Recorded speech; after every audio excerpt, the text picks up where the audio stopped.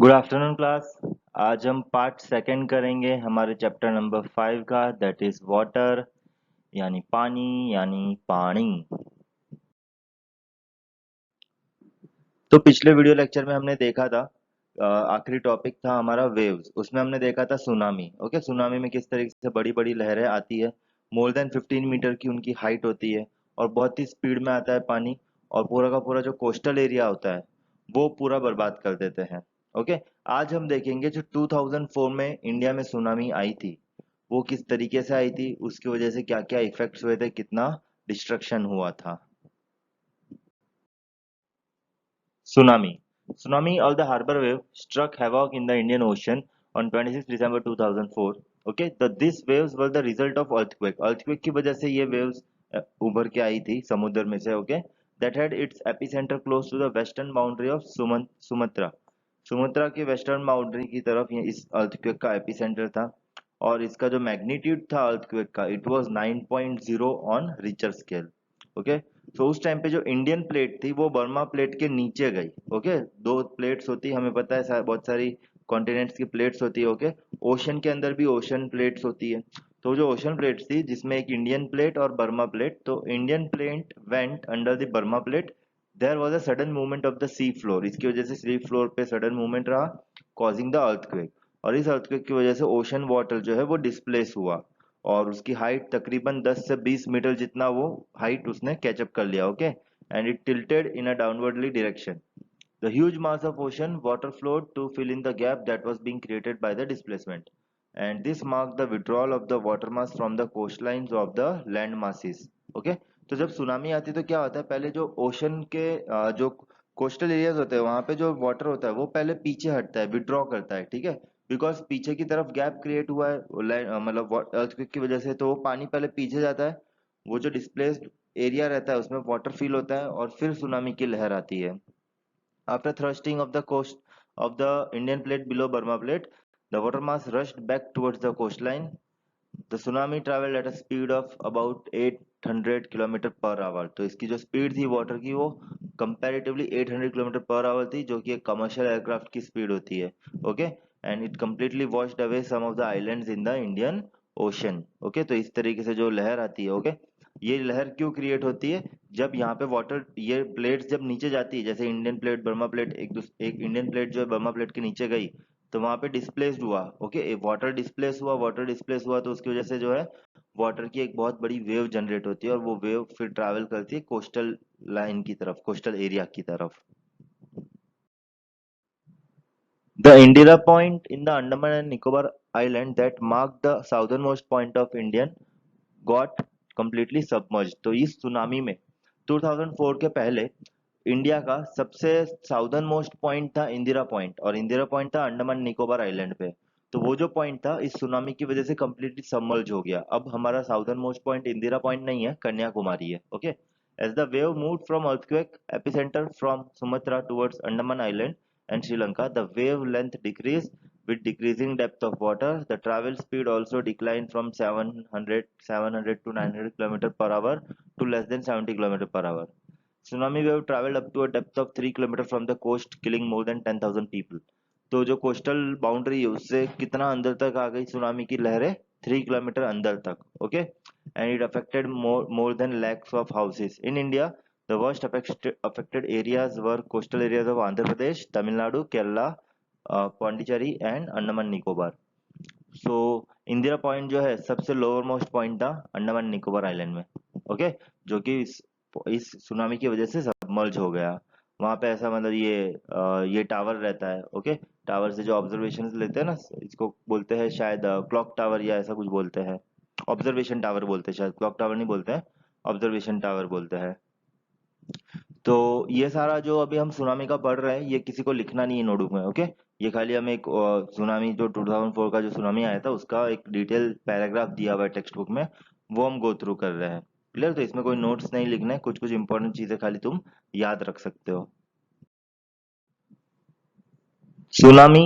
While the earthquake cannot be predicted in advance, it is possible to give a 3 hour notice of a potential tsunami. तो पता तो नहीं चलता है earthquake के बारे में एडवांस में, ठीक है, लेकिन प्रेडिक्ट किया जा सकता है और 3 घंटे पहले का एक नोटिस दिया जा सकता है सुनामी के बारे में। Such early warning systems are in place across the Pacific Ocean, but not in the Indian Ocean. Tsunamis are rare in Indian Ocean as the seismic activity is less as compared to Pacific. तो Pacific ocean में आसपास की जो countries है वहां पे ऐसे warning systems है, ओके, लेकिन इंडियन ओशन में ऐसा कोई वार्निंग सिस्टम नहीं है क्योंकि इंडियन ओशन में ज्यादा सुनामीज जो है ये जो सिस्मिक एक्टिविटीज जो होती है वो काफी कम होती है compare to Pacific Ocean. So ये देखो पिक्चर में दिया destruction that was caused by tsunami on Tamil Nadu coast, okay. देखो जो कोस्टल एरियाज में जो घर वगैरह छोटे छोटे होते हैं गाड़ियां वगैरह सब डूब गए पानी में.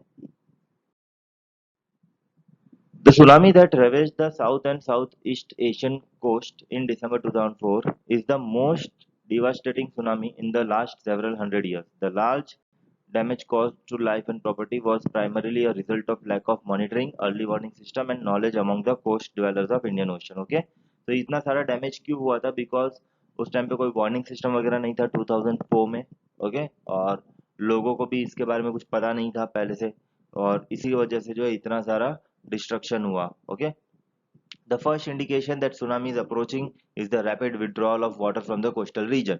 तो एक इंडिकेशन क्या है कि सुनामी आने वाली है? तो उसका एक इंडिकेशन ये है कि जब तुम ओशन शोर पे खड़े हो तो वाटर जो है फटाफट पीछे मूव करेगा. ओके, मतलब कोस्टल वाटर जो है एकदम बैकवर्ड की तरफ जाएगा. क्लियर? तो उससे एक पता चल सकता है कि हाँ पानी पीछे खींच रहा है समुद्र में, तो अब एक बड़ी लहर आएगी वापस कोस्टल एरियाज की तरफ. ठीक है, जब पानी खींचता है समुद्र में वापस तो वो इंडिकेशन है कि वहां सुनामी की लहर जो है आ सकती है. फॉलोड बाय डिस्ट्रक्टिव वेव, फिर ये पानी पीछे जाता है पहले तो, फिर जोर से बड़ी लहर बन के वापस आता है. When this happened on the coast, instead of people going to high ground, they started assembling at the coast to view the miracle. और जब ऐसा हुआ उस टाइम पे कोस्टल एरिया पे तो लोगों ने अच्छी जगह सेफ जगह जाने की जगह वहीं पे खड़े रह के ये सब मिरेकल ऑब्जर्व करने लगे कि देखो देखो पानी अचानक समुद्र में खींचा जा रहा है पीछे की तरफ, ऐसा दोबारा दिखने के लिए नहीं मिलेगा देखने के लिए दोबारा, क्योंकि तुम ही जिंदा नहीं रहोगे. ओके, क्योंकि तुम वहां देखोगे ऑब्जर्व करोगे ये सारी चीजें, तो तब तक तो सुनामी की लहर जो है जनरेट होके तुम्हारी तरफ बढ़ने लगेगी, और उसकी स्पीड होती है 700-800 किलोमीटर पर आवर. तुम उतना तेजी से भाग भी नहीं पाओगे, बच भी नहीं पाओगे. ओके, सो ये भी एक ड्रॉबैक था कि वहां पे जो लोग है उस टाइम पे 2004 में जो तमिलनाडु कोस्टल एरियाज में जो लोग रहते थे उन्होंने ये चीज ऑब्जर्व तो की कि पानी समुद्र में पीछे खींचा जा रहा है, तो वो लोग वहीं पे खड़े रहे और ज्यादा मिरेकल देखने के चक्कर में. Okay, as a consequence there was a large casualties of curious onlookers when the gigantic wave struck. और इसी वजह से बहुत सारी लार्ज कैजुअलिटी हुई. लार्ज कैजुअलिटी का मीनिंग हो गया कि काफी ज्यादा लोगों की मौतें हुई. ऑफ क्यूरियस ऑनलुकर्स मतलब जो लोग ज्यादा क्यूरियस होते हैं कि हाँ अब देखते हैं अब क्या सीन बनेगा, तो वो लोग वहीं पे खड़े रह के सीन देख रहे थे और सीन में उनका ही सीन बन गया. ओके, सो एक इंडिकेशन खाली सुनामी का हमें पता चल सकता है अगर हम कोस्टल एरिया पे है कि पानी जो है समुद्र के अंदर पीछे खींचा चला जाएगा बहुत ही तेजी से, तो वो एक वार्निंग हो सकती है हमारे लिए कि अब सुनामी की लहर आने वाली है, तो हमें जल्दी से जल्दी किसी ऊंचे एरिया में चले जाना चाहिए उस टाइम पे. ओके, ना कि फोटो निकाल के क्या वीडियो फोन मतलब फोन निकाल के वीडियो वगैरह लेने की कोशिश करें. ओके, तो हमने वेव कंप्लीट कर लिया. नेक्स्ट हमारा टॉपिक है टाइड्स. ओके, सो टाइड्स यानी क्या होता है? टाइड्स यानी rhythmic rise and fall of ocean water twice in a day. तो ओशन वाटर जो होता है वो दिन में एक बार ऊपर चढ़ता है एक बार नीचे आता है. Okay, high tide and low tide. Clear? तो ये रिदमिक राइज एंड फॉल जो होता है ओशन वाटर का, इसी को हम कहते हैं Tide. It is high tide when water covers much of the shore by rising to its highest level. High tide कब होती है? जब वाटर जो होता है एकदम ऊपर तक आ जाता है. Okay, rising to its highest level तक राइज करता है जब वाटर लेवल, तो उसको हम क्या कहते हैं? High tide. और जब लोवेस्ट लेवल पे रहता है तो क्या कहेंगे उसको? Low tide. क्लियर? तो बच्चों ये नोट्स तुमको लिखना है नोटबुक में. ओके, टाइड्स के बाद से अभी जो आगे हम जो भी देखेंगे वो सारे नोट्स जो है नोटबुक में लिखना है. ये जो सुनामी वाला जो हमने स्टोरी देखा उसका कुछ भी नहीं लिखना है. क्लियर? सो समझ में आ गया टाइड क्या होता है? Rhythmic rise and fall of ocean water twice in a day. Okay, and high tide यानी क्या हुआ? so when the water rises to its highest level it is called high tide, and water when the water is at its lowest level it is called low tide. अब ये Tide होती क्यों है, ऐसा water का level बढ़ता है और कम क्यों होता है, तो ये होता है मून की वजह से। Okay, the strong gravitational pull exerted by the sun and the moon on the earth surface causes the tides.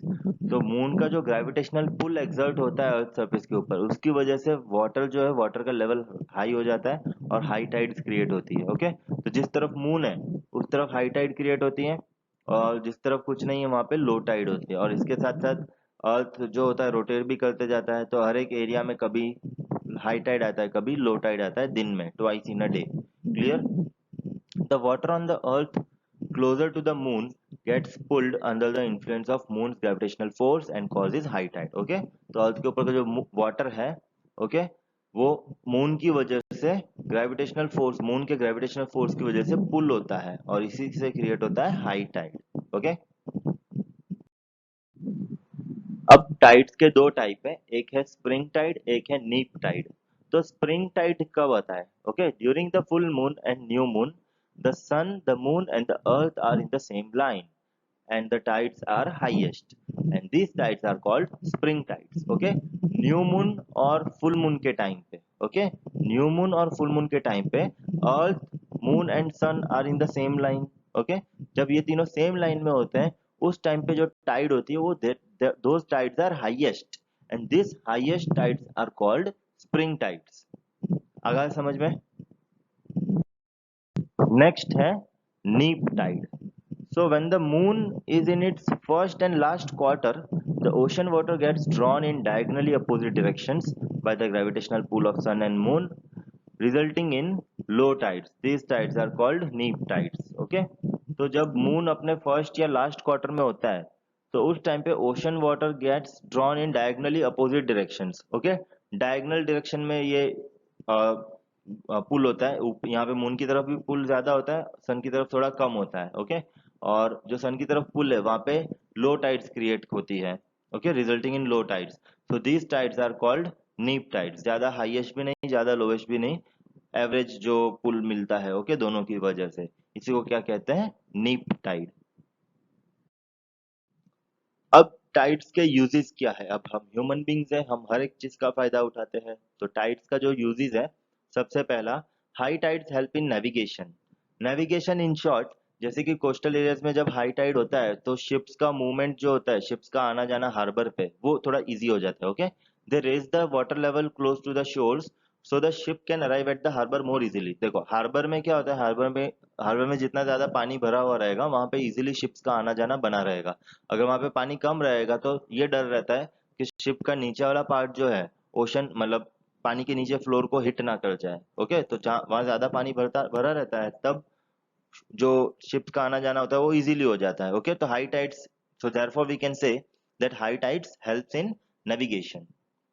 The high tides also help in fishing as many more fish come closer to the shore during the tide। अब high tides के time पे क्या होता है, fishing में भी help मिलती है क्योंकि बहुत सारी फिशेस जो होती है वो शोर की तरफ आ जाती है, शोर यानी किनारे की तरफ। ओके, किनारे पे ज्यादा पानी आता है तो ज्यादा फिशेस आ जाती है क्योंकि पानी रश करता है किनारे की तरफ आने के लिए। ओके, तो अपने साथ साथ फिशेस को भी इस तरफ ले आता है, तो इस टाइम पे फिशिंग एक्टिविटी जो है प्रॉपरली पॉसिबल हो पाती है शोर शोर एरियाज पे। The rise and fall of water due to tides is being used to generate electricity in some places। इसको बोलते हैं टाइडल एनर्जी। ओके, सो ये जो rise and fall of water होता है इसकी मदद से कुछ कुछ एरियाज पे टाइडल एनर्जी पावर प्लांट्स लगे हुए हैं जो कि यूज होते हैं इलेक्ट्रिसिटी जनरेट करने में। क्लियर? सो जैसे कि एक तो ये हार्बर का इमेज हो गया, हार्बर पे जो लोडेड शिप्स आते हैं, ओके, जब हाई टाइड होता है तो उनका आना जाना इजीली हो जाता है। और जो टाइडल एनर्जी की जो मैं बात कर रहा हूँ वो कुछ इस तरीके से रहता है। यहाँ पे जैसे कि एक टरबाइन जैसा लगा देते हैं, ठीक है, टाइडल एनर्जी क्या होता है, जब पानी इस तरफ रश करता है हाई टाइड के टाइम पे तो भी ये फैन घूमता है, और जब पानी का लेवल कम होता है तो पानी जब वापस जाता है तब भी ये फैन घूमता है। ओके, और ये फैन घूमने की वजह से ये पीछे जनरेटर को घुमाता है और इससे जनरेट होती है electricity. Okay, tidal power plants में। आगे बात समझ में, यूजेस ऑफ टाइड्स। ओके, तो अभी तक हमने क्या क्या देखा, टाइड्स होता क्या है, फिर टाइड्स के टाइप देखे, नीप टाइड, स्प्रिंग टाइड, एंड अभी हमने क्या देखे, टाइड्स के चार यूजेस। नेक्स्ट है हमारा आखिरी टॉपिक जो है चैप्टर का, वो है ओशन करंट्स। अब ये ओशन करंट्स क्या होता है? So ocean currents are streams of water flowing constantly on the ocean surface in definite directions. So ocean currents are streams of water flowing constantly. तो ये जैसे कि इमेज में देख सकते हो यहाँ पे एनिमेशन में, ये वाटर का फ्लो जो है कंटिन्यूअस है।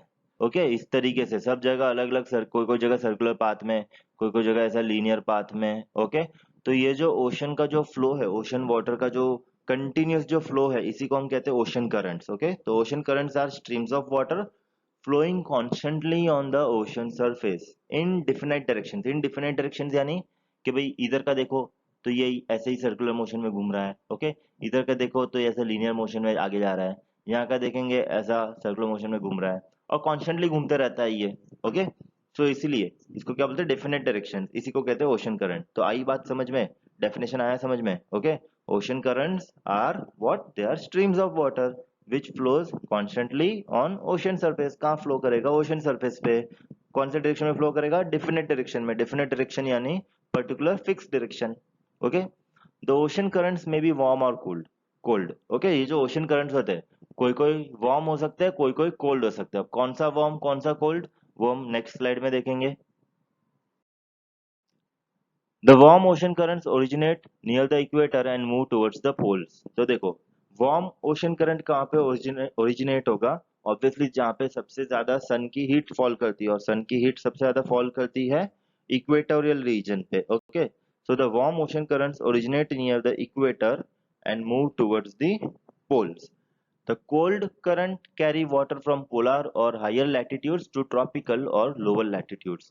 तो कोल्ड करंट कहाँ से आएगा, पोलर रीजन से आएगा या फिर हायर लैटिट्यूड्स। हायर लैटिट्यूड्स यानी देखो, लोअर लैटिट्यूड यानी इक्वेटर, इक्वेटर यानी 0 डिग्री लैटिट्यूड। फिर जैसे जैसे हम ऊपर जाते हैं तो ट्रॉपिक ऑफ कैंसर आता है, फिर आर्टिक सर्कल आता है। ओके, तो वो हायर लैटिट्यूड हो जाता है। तो पोलर रीजन या फिर हायर लैटिट्यूड से क्या फ्लो करता है, कोल्ड करंट। और इक्वेटोरियल रीजन से, इक्वेटर से क्या फ्लो करेगा, वार्म ओशन करंट। तो जैसे कि इस मैप में हम देख सकते हैं, ये पर्टिकुलर डायरेक्शंस बताए गए हैं। ओके, और ब्लू और रेड ये तुम्हारे टेक्स्ट बुक के अंदर भी मैप है, इसको स्टडी करो। ब्लू यानी कोल्ड करंट और रेड यानी वार्म करंट। ओके, सो ये ब्लू करंट, ठीक है, तो ये लैब्राडोर करंट जो है, इट इज कोल्ड करंट, ये रीजन में। Okay, Labrador current is cold current. फिर वार्म करंट रेड कलर से है, तो यहाँ पे देखो ये गल्फ स्ट्रीम जो है, गल्फ स्ट्रीम रेड कलर की है, तो ये करंट कैसा है, वार्म करंट। ओके, इस तरीके से बहुत सारे करंट है, Alaska current, north Pacific drift, California current. Okay, यहाँ पे सब जगह वेस्ट विंड ड्रिफ्ट, तो वेस्ट विंड ड्रिफ्ट, यहाँ पे ब्राजीलियन करंट। ओके, फिर इंडिया के नीचे देख लो इक्वेटोरियल काउंटर करंट। तो रेड एंड ब्लू एरोस क्या डिनोट करते हैं, cold current and warm current. Blue है तो कोल्ड करंट, ये लैब्राडोर करंट क्या है, ब्लू कलर का यानी कोल्ड करंट। फिर ये जो गल्फ स्ट्रीम है ये रेड कलर का है, यानी ये क्या है, वार्म करंट। ओके, तो यही लाइन हम यहाँ पढ़ रहे हैं, the Labrador ocean current is cold current while the gulf stream is a warm current, जो अभी अभी हमने मैप में देखा। Clear. The ocean current influence the temperature conditions of the area. अब जिस तरीके का ओशन करंट होगा, उस एरिया का टेम्परेचर कंडीशन उसी पे ऊपर डिपेंड करेगा। ओके, ओशन करंट अगर वार्म है तो वहां पे वार्म रहेगा, कोल्ड है तो वहां पे कोल्डनेस रहेगी। Okay, clear. वहां का टेम्परेचर लो होगा, अगर ओशन कलर करंट कोल्ड है, कोल्ड करंट है, तो वहां का टेम्परेचर ऑब्वियसली है कि लो रहेगा। ओके, और वार्म करंट है तो टेम्परेचर हाई रहेगा।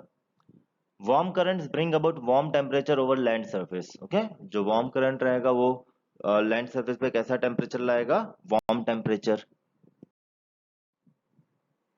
The areas where the warm and cold current meet provide the best fishing grounds of the world।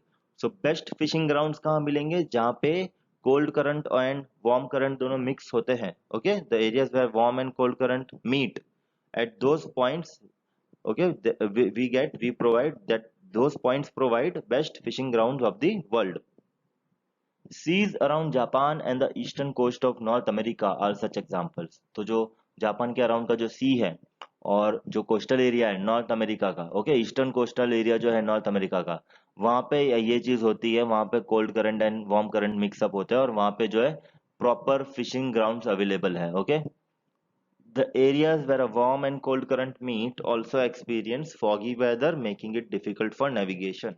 और ये जहाँ पे warm and cold current meet करता है, ओके, वहाँ का जो वेदर होता है वो भी थोड़ा फॉगी वेदर होता है, फॉग होता है। इसकी वजह से नेविगेशन थोड़ा डिफिकल्ट हो जाता है, यानी शिप्स वगैरह लेके जाना, क्योंकि आगे कुछ तुमको दिखाई नहीं देता फॉग की वजह से। ओके, भले वहाँ पे फिशेज अवेलेबल है, ओके, प्रॉपर फिशिंग एक्टिविटी हो सकती है, लेकिन वहाँ का नेविगेशन थोड़ा टफ रहता है। क्लियर? तो बस ओशन करेंट्स में इतने ही टॉपिक्स थे। ओके, और इसी के साथ हमारा ये जो चैप्टर है वो ओवर हो गया। आज हमने टॉपिक्स कवर किए, एक तो सुनामी 2004 के बारे में डिटेल्स जानी हमने, फिर हमने टाइड्स देखा, टाइड्स के अंदर टाइड्स होता क्या है, टाइड्स के टाइप्स क्या क्या है, उसके यूजेस क्या है। देन हमने ओशन करंट्स के बारे में पढ़ा, ओशन करंट क्या होता है, डेफिनेशन देखा। क्लियर? कौन से दो टाइप के ओशन करंट होते हैं, कोल्ड एंड हॉट। और फिर हमने देखा दो रीजन जहाँ पे कोल्ड एंड हॉट रहता है, और and cold and hot current जहाँ पे मीट करते हैं, those areas provides best fishing grounds. और ये एरियाज कहाँ कहाँ पे है, एक तो जापान के अराउंड का जो सी है वहां पे, और eastern coast of North America जो है वहां पे। क्लियर? और ये जहाँ पे ये एरियाज जहाँ पे warm and cold current meet करते हैं, वहाँ का एटमॉस्फेयर कैसा रहता है, फॉगी वेदर रहता है, जिसकी वजह से नेविगेशन थोड़ा डिफिकल्ट हो जाता है। क्लियर? तो बस ये सारे पॉइंट्स तुमको नोट्स के फॉर्म में नोटबुक में लिख दो, और जब क्वेश्चन आएंगे तो इसी के अंदर से आएंगे। क्लियर?